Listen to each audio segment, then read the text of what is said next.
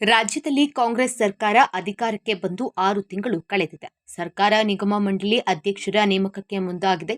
ಮೊದಲ ಹಂತದಲ್ಲಿ 25 ಶಾಸಕರು, 5 ವಿಧಾನ ಪರಿಷತ್ ಸದಸ್ಯರಿಗೆ ಅವಕಾಶ ನೀಡಲು ಸರ್ಕಾರ ಮುಂದಾಗಿದೆ. ಮೊದಲ ಹಂತದಲ್ಲಿಯೇ ಕಾಂಗ್ರೆಸ್ನ ನಿಷ್ಠಾವಂತ ಕಾರ್ಯಕರ್ತರಿಗೂ ಅವಕಾಶ ನೀಡಬೇಕೆಂದು ಮೈಸೂರು ಮಹಾನಗರ ಪಾಲಿಕೆ ಮಾಜಿ ಸದಸ್ಯ ಎನ್ ಧ್ರುವನಾರಾಯಣ್ ಒತ್ತಾಯಿಸಿದರು. ತಮ್ಮ ಕಚೇರಿಯಲ್ಲಿಯೇ ನಡೆದ ಸುದ್ದಿಗೋಷ್ಠಿಯಲ್ಲಿ ಮಾತನಾಡಿದ ಅವರು, ಕಾರ್ಯಕರ್ತರು ಇದ್ದರೆ ಮಾತ್ರ ಪಕ್ಷ ನಾಯಕರು. ಕಾಂಗ್ರೆಸ್ನಲ್ಲಿ ಅನೇಕ ನಿಷ್ಠಾವಂತ ಕಾರ್ಯಕರ್ತರು ಇದ್ದಾರೆ. ಅವರೆಲ್ಲರೂ ಪಕ್ಷವನ್ನ ಅಧಿಕಾರಕ್ಕೆ ತರಲು ಶ್ರಮಿಸಿದ್ದಾರೆ. ನಾನು ಸಹ ನಿಗಮ ಮಂಡಳಿ ಅಧ್ಯಕ್ಷ ಸ್ಥಾನದ ಆಕಾಂಕ್ಷಿಯಾಗಿದ್ದೇನೆ. ಇಂತಹದೇ ನಿಗಮ ಮಂಡಳಿ ಬೇಕೆಂದು ಕೇಳಲ್ಲ. ಪಕ್ಷ ಯಾವುದೇ ಸ್ಥಾನ ನೀಡಿದರೂ ನಿಭಾಯಿಸುತ್ತೇನೆ. 1 ವರ್ಷಕ್ಕೆ ಒಬ್ಬರಿಗೆ ಅವಕಾಶ ನೀಡುವಂತೆ 5 ವರ್ಷ ಎಲ್ಲ ಕಾರ್ಯಕರ್ತರಿಗೂ ಅವಕಾಶ ಮಾಡಿಕೊಡಿ ಎಂದರು. ಗೊತ್ತಾಗಲ್ಲ. ಅದರಿಂದ ಅವರು ಯಾರಿದ್ದಾರೆ ಈಗ ನಿಗಮ ಮಂಡಳಿ ಸುಮ್ಮನೆ ಯಾರೋ ತಗೊಂಡೋಗಿ ಲೆಟ್ರ್ ಕೊಟ್ಟು ನನಗೆ ಕೊಡಿ ಅಂದರೆ ಕೊಟ್ಬಿಡಲ್ಲ. ಯಾರು ನಿಜವಾಗಲು ಫೌಂಡೇಶನ್ ಬೇರಿಂದ ಯಾರು ದುಡ್ದಿದ್ದಾರೆ, ಅವರ ಶಕ್ತಿ ಏನು, ಜಿಲ್ಲೆವಾರಲ್ಲಿ ಜಾತಿವಾರಲ್ಲಿ ನೋಡಿ ಕೊಡ್ತಾರೆ. ಆ ಥರ ಹೋದರೆ ಈಗ ನಾನು ಹಾರೇಡಿಗ ಜನಾಂಗದವನು. ನಮ್ಮ ಜನಾಂಗದಲ್ಲಿ ಮೈಸೂರು, ಮಂಡ್ಯ, ಹಾಸನ, ಚಾಮರಾಜನಗರ, ಕೊಡಗು ಈ ಸುತ್ತಮುತ್ತ ಜಿಲ್ಲೆಯಲ್ಲಿ ನಮ್ಮ ಜನಾಂಗದವ್ರಿಗೆ ಯಾರಿಗೂ ಅವಕಾಶ ಮಾಡಿಕೊಟ್ಟಿಲ್ಲ. ಆ ಥರ ಆದರೆ ನಾನು ಒಬ್ಬ ಹಾರೇಡಿಗನಾಗಿ ಹೇಳ್ತೀನಿ, ಒಂದು ಜಾತಿವಾರಲ್ಲಿ ನಾನು ಕಾಂಗ್ರೆಸ್ ಪಕ್ಷದ ನಿಷ್ಠಾವಂತ ಕಾರ್ಯಕರ್ತ, ಅದನ್ನು ನೋಡಿ ಕೊಡಿ, ನಮಗೊಂದು ನಿಗಮ ಕೊಡಿ. ನಾವು ದುಡ್ದಿದ್ದೀವಲ್ಲ, ನಾವು ದುಡ್ದಿದ್ದೀವಿಲ್ಲ ಅನ್ನೋದಕ್ಕೆ ಸ್ಥಳೀಯ ಲೀಡರ್ಗಳು ಕೇಳಿ. ನಾವು ಕ್ಷೇತ್ರಕ್ಕೆ ಒಂದಲ್ಲ, ನಾನು ಒಬ್ಬ ಉದ್ಯಮಿ, ಬಿಸ್ನೆಸ್ ಮ್ಯಾನು, ನನ್ನದೇ ಆದ ಕಾಂಟ್ಯಾಕ್ಟ್ ಇದೆ, ನನ್ನದೇ ಆದ ವರ್ಕರ್ಸ್ಗಳಿದ್ದಾರೆ, ಎಲ್ಲ ಕಡೆ ಇದೆ. ಅದು ಮೈಸೂರು ಜಿಲ್ಲೆ ಆಗಿರ್ಬೋದು, ಚಾಮರಾಜನಗರ ಜಿಲ್ಲೆ ಆಗ್ಬೋದು. ನಂದು ಮೇಯ್ನ್ ಬಂದು ಲಿಕ್ಕರ್ ಬಿಸ್ನೆಸ್ಸು. ನನ್ನಲ್ಲಿ 100 ಜನ ಕೆಲಸಗಾರರಿದ್ದಾರೆ. ನಮ್ಮದೇ ಆದ ವೋಟ್ ಬ್ಯಾಂಕ್ ಇದೆ. ನಾವು ಬೇಡವಾಗಾದ್ರೆ ಬೇಡವೇ ನಾವು ನಿಮ್ಮ ಸಮುದಾಯದ ಶ್ರೀಗಳು ಕೂಡ ಸರ್ಕಾರ ನಮ್ಮ ಸಮುದಾಯನ ಕಡೆಗಣಿಸ್ತಿದೆ, ಒಡೆದಾಳು ನೀತಿ ಅನುಸರಿಸ್ತಿದೆ ಅಂತ ಖಂಡಿತ ಇಲ್ಲ. ನೋಡಿ, ನನ್ನ ಒಂದು ಮನವಿ, ಬೆದರಿಕೆ ಹಾಕ ಅಷ್ಟು ದೊಡ್ಡವನಲ್ಲ ನಾನು. ಈಗ ಸಣ್ಣ ಒಂದು ಸಸಿ, ನಾನು ಒಂದು ಸಣ್ಣ ಒಂದು ಗಿಡ. ನಾನು ಬೆದರಿಕೆ ನೋಡಿ, ಕಾಂಗ್ರೆಸ್ಸು ಸಮುದ್ರ, ನನ್ನಂಥವರು ಲಕ್ಷಾಂತರ ಜನ ಇದ್ದಾರೆ. ನಾವು ದುಡ್ದಿದ್ದೀವಿ, ಅದಕ್ಕೆ ಕೂಲಿ ಕೊಡಿ ಅಂತ ಕೇಳ್ತಾ ಇದ್ದೀವಿ ಹೊರತು ಬೆದರಿಕೆ ಅನ್ನೋ ವಿಚಾರ ಎಲ್ಲಿ ಬರ್ತು?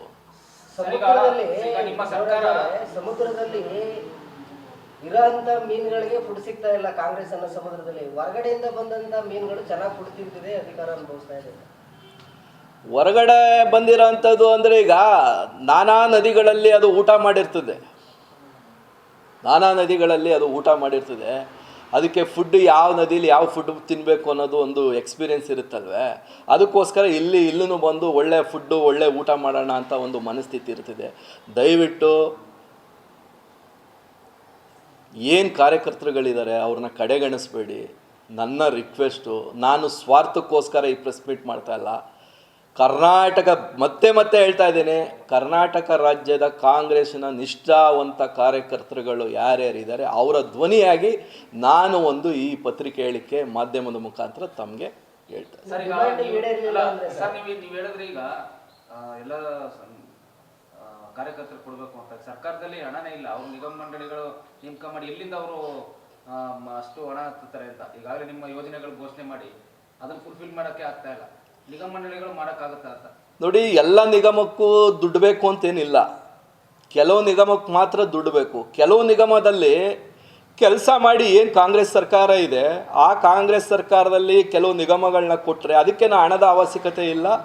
ಅದು ಏನು ಕೆಲಸ ಕಾರ್ಯಗಳಿದೆ, ಅದು ಅಧಿಕಾರಿಗಳಾಗಲಿ ಇನ್ನೊಂದಾಗಲಿ ಸರಿಯಾದ ಒಬ್ಬ ಮೇಟಿ ಬೇಕಲ್ಲ. ಒಬ್ಬ ಅಧ್ಯಕ್ಷ ಅಂದರೆ ನಿಗಮದಲ್ಲಿ ಒಂದು ನಿಗಮ ಮಂಡಳಿಗೆ ಅಧ್ಯಕ್ಷ ಬೇಕು ಅಂದರೆ ಎಲ್ಲದಕ್ಕೂ ದುಡ್ಡು ಅವಶ್ಯಕತೆ ಇಲ್ಲ. ಕೆಲವು ಬೇಕು, ಕೆಲವು ಬೇಕಿಲ್ಲ.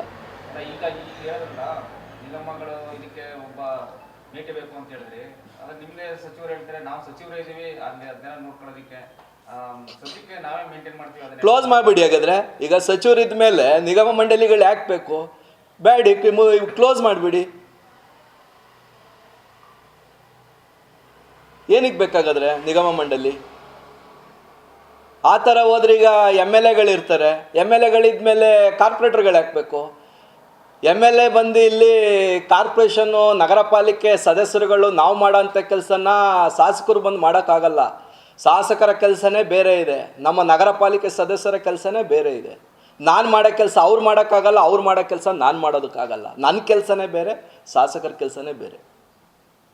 ಇಲ್ಲಿ ಗಂಟೆ ಸರ್ ನೀವು ಹೇಳ್ತಾ ಇದ್ದೀರಿ ಕಾರ್ಯಕರ್ತರು ಪಕ್ಷದ ಜೀವಾಳ, ನಾವು ದುಡಿಮೆ ಮಾಡಿದ್ದೀವಿ, ಜೀತ ಮಾಡಿದ್ದೀವಿ, ಪಾರ್ಟಿ ಶಿಕ್ಷಕರನ್ನು ಸಮಾಧಾನ ಪಡಿಸಕ್ ಆಗ್ತಿಲ್ಲ ನಿಮ್ಮ ಪಕ್ಷದಲ್ಲಿ, ಅದೇ ನಿಮ್ಗೆ ಉಳಿದು ಆಗ್ತಿದೆಯಾ ಅಂತ ಕಾರ್ಯಕರ್ತರುಗಳಿರ್ಬೋದು, ಮುಖಂಡರುಗಳಿರ್ಬೋದು. ಈಗ ಶಾಸಕರುಗಳಿಗೆ ಟಿಕೆಟ್ ಕೊಟ್ಟಿರ್ತಾರೆ, ಬಿ ಫಾರ್ಮ್ ಕೊಟ್ಟಿರ್ತಾರೆ, ಎಷ್ಟೋ ಜನ ಸೋತಿದ್ದಾರೆ. ಈಗ ಈಗ ಕರ್ನಾಟಕ ರಾಜ್ಯದಲ್ಲಿ 224 ಕ್ಷೇತ್ರಕ್ಕೂ ನಾವು ಬಿ ಫಾರ್ಮ್ ಕೊಟ್ಟಿದ್ದೀವಿ. 224 ಜನನೂ ಗೆದ್ದಿರೋದು 136 ಜನ.